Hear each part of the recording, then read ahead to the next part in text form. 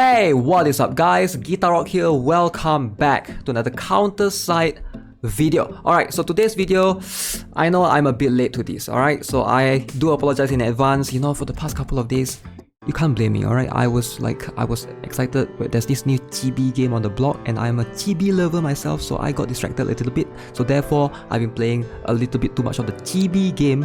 But this is, you know, going to be one of the most important guides I think that I'm making, and a lot of players have been asking a lot of these questions. Hopefully I'll compile them in this particular guide right here. So with that being said, let's jump into it.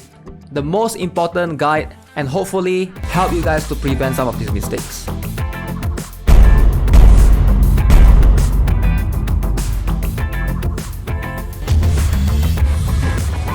Alright, first things first, I do get asked a lot about this. Alright, strategy battle. So what is this question mark right here? I think some players, they are not aware of this question mark, because when you see, when you are in lower rank, I think when you are in silver and gold, I think once you go to platinum, you start seeing the question mark. Question mark means they are hidden units. So the units are not revealed all to you. You can only see 4 units from the enemy, and I think it's random. You can't choose which one to hide. I think the game will just choose which one to hide for you. The system will choose by its own. So ideally, they are still using a full team, of course, but you don't know whether or not this will be an awakened unit. Sometimes if you're fighting against someone else, just be careful, because there could be some awakened units hidden right there. So ideally, the CP is going to be some sort of gauge that you can try and look at.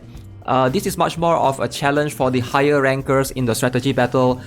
Basically, if you're not careful, sometimes people do put like strong units behind the question mark and you can never tell, alright, and then you get destroyed by them. This has happened to me before. I'm sure if you're an experienced player on C server, this has happened to you many times. So yeah, just pay attention to that. Just know that the question mark means hidden units. It's not that there's no units. With that being said, let's talk about our first topic of the day, the Gauntlet Shot. What should you buy ideally every single season refresh? Alright, so if you guys are not aware, I need to turn off my face cam for this because it's blocking the timeline of the reset. Okay, so you can see the Gauntlet Shot is divided into 3 separate sections. We have the Gauntlet Points, and this one works in a very simple order. You gotta buy everything in Shop 1 to be able to access Shop 2. You gotta buy everything in Shop 2 to be able to access Shop 3. And ideally, you want to access Shop 3, that is the best thing that you want to buy: the Classified Employment Contract, the Black Tickets, and the Fusion Core. So this is going to be your priority ideally. I would say a lot of players, they don't know this, but this one resets in 11 days as you can see, while the regular gears, you don't have to rush to buy this because this only happens once. A lot of players don't know this. I did mention that the mace gears are the best gears for PvP, yes, but you don't have to rush out to buy them right now because you can only buy them once. As you can see, my account in C server, I've already bought the Fusion Core and the Black Tickets right here. So this one, the credits, you know, I don't think this is worth it to exchange for. But as you can see, the regular gears, once you buy them out, it's done for. Alright, you buy them out, you can only buy them once, it's limited, one time only. So you don't have to rush to buy them for now. Ideally, I would recommend buy this one first because this one resets every few weeks. So you just pay attention to the reset time. Alright, this should be always your priority. And for now, the seasonal gear, you can see this one also, you can only buy them once. And right now you can see there's a discount going on for them, right? 50%. And you can see 42 days left. Now the Courageous gear, they are not too bad. Alright, they do anti-mech, anti-counter, and anti-soldier damage. So you can craft them and set them according to which one you want. For PvP, ideally, not too bad, but not too good for PvE. Alright, if you are a PvP player, this wouldn't be too bad. They would be second after the Mace and Gordias for sure. But right now, there's a discount. I would highly recommend prioritize on this one first, followed by the seasonal gear, followed by the regular gear.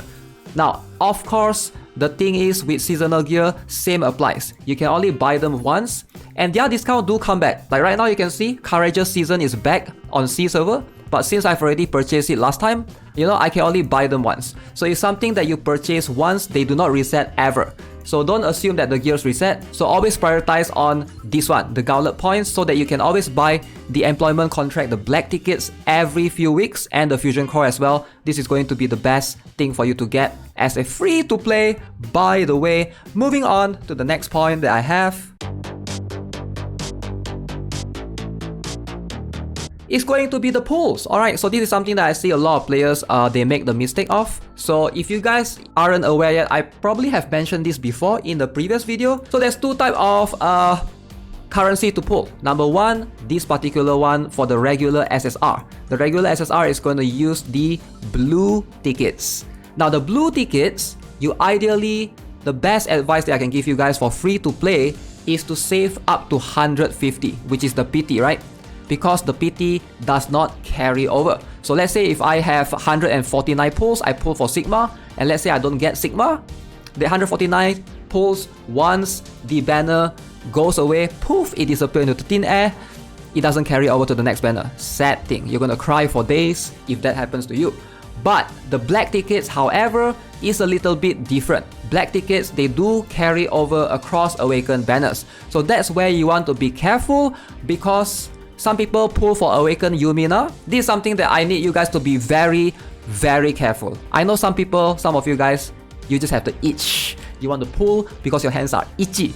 But for black tickets, it's too risky. Especially when you reset your Awakened PT here, boom, it's back to 0. And these things are more valuable, especially if you don't want the character. So this is where you have to make your research properly, especially for Awakened characters. I repeat, for Awakened characters, please don't just randomly stack PT. You can stack PT, but it's probably a bad thing to do. A lot of people, they stack their PT for Awakened Mina. Like I've heard some people coming to my stream, oh, GuitarRock, yesterday I just do 10 pulls for Awakened Mina. Boom, and I got her. And the PT goes to 0. And then you're gonna miss out on Awakened Yuna if you want Awakened Yuna. Like again, it depends on which one you want. I do highly recommend Awakened Yuna. So that's something that you want to keep in mind, right? The best way is just to save your black tickets. Just save them. Don't pull for them. Now, Operator, same thing applies. The PT doesn't carry over as well. So if you miss, you miss. So always make sure you have enough to pull for the full character. I would highly recommend 150. Save for 150 tickets whenever you can. Now the next one, something that I do get asked a lot. This is going to be the dive coordinates. Yes, I know, I do get asked a lot about this.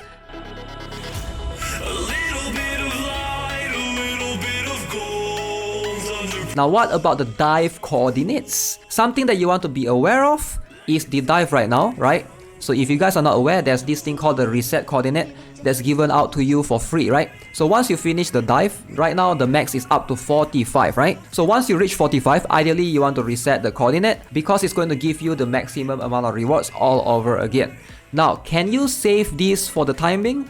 You can sort of save this until the end of the day, at least within 1 day before this reset permit is reissued. You can only have one of these things at once. You can't stack this. Notice if I click on this, I know not many people do this. Let me read for you guys. Periodically auto-issued to the task force companies that have no reset devices. So if you already have one in your inventory, it will be a waste because you can't have two. Alright, so keep that in mind. You gotta use this in 11 days time. You guys have 11 days to try to go up to 45. Ideally, you want to get up to 45. So that way when you reset, you get more rewards for your account in total, right? So the idea here is you're gonna get more rewards. Once you reset, you can do all over from dive 1 to 45 all over again.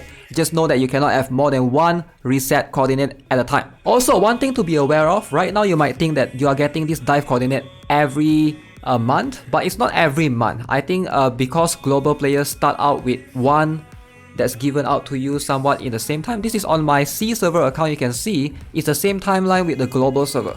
But ideally, reset coordinate should be every 100 days. So that means every 3 to 4 months ish, you will be getting one dive reset coordinate. So hopefully once this one is once the 11 days goes, you will have a look at the real date of how often you get these things. So yeah, that's going to be it for this video. Hopefully that answers one of the most commonly asked questions that you guys have been asking me regarding these three matter, and hopefully this is going to prevent you guys from making the mistakes. I think a lot of you guys still have a couple of days to basically work out some of these things. I noticed the dive reset we still have 11 days, the PvP shop we still have 11 days, so it should be fine, right? I hope I'm not too late in making this video. As always, if you haven't already, subscribe to the channel, give this video a like. I'll be working on the next character that you want to pay attention to pull for. So yeah, subscribe, turn on the notifications as well, so hopefully you get notified whenever I make more Counter-Strike videos, or maybe some other GB game videos, you know. As always, have a nice day. Goodbye.